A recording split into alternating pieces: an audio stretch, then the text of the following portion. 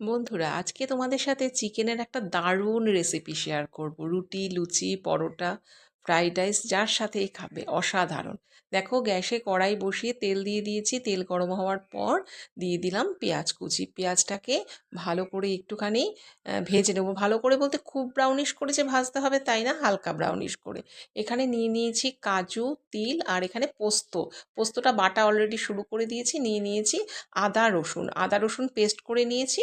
এবার আদা আর রসুনের পেস্টটাকে ওই যে পেঁয়াজটা ভাজছিলাম পেঁয়াজের মধ্যে দিয়ে দিলাম। দেখো, পেঁয়াজটা কিন্তু আমি খুব কড়া করে ভাজিনি। এবার এর মধ্যে অ্যাড করে দিচ্ছি চিকেনটাকে আমি আগে থেকেই খুব ভালো করে ধুয়ে রেডি করে নিয়েছি। এবার এটার মধ্যে দিয়ে ভালো করে নাড়াচাড়া করে দিচ্ছি পেঁয়াজ আর আদা রসুনের পেস্টের সাথে। বেশ কিছুক্ষণ একটু নাড়াচাড়া করলাম। এবার এর সাথে অ্যাড করছি কাজু, তিল আর পোস্ত বাটা।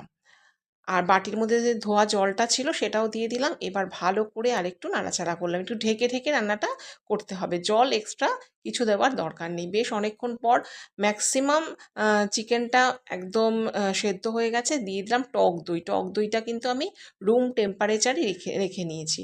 দিয়ে দিচ্ছি লবণ দিয়েছি আর লঙ্কার গুঁড়ো দিয়েছি। তোমরা এখানে কাঁচা লঙ্কা বাটাও দিতে পারো। ভালো করে নাড়াচাড়া করে নিলাম। আবার ঢাকা দিয়ে দিয়ে কিছুক্ষণ রান্না করেছি। ব্যাস, একদম রেডি হয়ে গেছে। কিন্তু কয়েকটা কাঁচা লঙ্কা মাঝখান দিয়ে চিড়ে দিয়ে দিলাম। আর একটু ভালো করে নাড়াচাড়া করে দিলাম। লাস্টে যেটা দেব, এটা দিলেই যেন অসাধারণ লাগে, দিয়ে দেব এখন এখানে কসুরি মেথির গন্ধটা এমনিতেই দেখবে তোমরা বেশ ভালো লাগে। বেশ ভালো করে দেখো নাড়াচাড়া করে দিচ্ছি। এবার কসুরি মেথিটাকে একটু হাতের মধ্যে রাব করে নিয়ে দিয়ে দিলাম। ব্যাস, আমার চিকেন একদম রেডি। রুটি, লুচি, পরোটা যার সাথেই খাও না কেন দুর্দান্ত লাগবে। এই দেখো, চিকেনটা নামিয়ে ফেললাম, দিতেও দারুণ হয়েছিল জানো। চলো, আজকে কি কি রান্না করেছি তোমাদের সাথে শেয়ার করি। এই যে চিকেনটাকে একটা বোলের মধ্যে নামিয়ে তোমাদের সামনে এবার দেখিয়ে দিচ্ছি। চলো, এই দেখো, কি লোভনীয় লাগছে তো।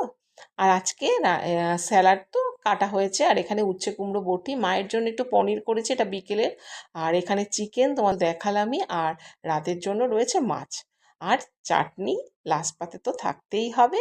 আজকে যেহেতু ওমেন্স ডে, মেয়ে আমাকে এটা দিয়েছে। চলে গেলাম ছাদে। ছাদে গিয়ে দেখো, আমার লাগানো লঙ্কা গাছে কিন্তু লঙ্কা ধরেছে, কি ভালো লাগছে। আর আকাশের দিকে তাকিয়ে দেখলাম একটু মেঘলা মেঘলা করেছে। তো চলো, আজকের মতো আসছি। টাটা।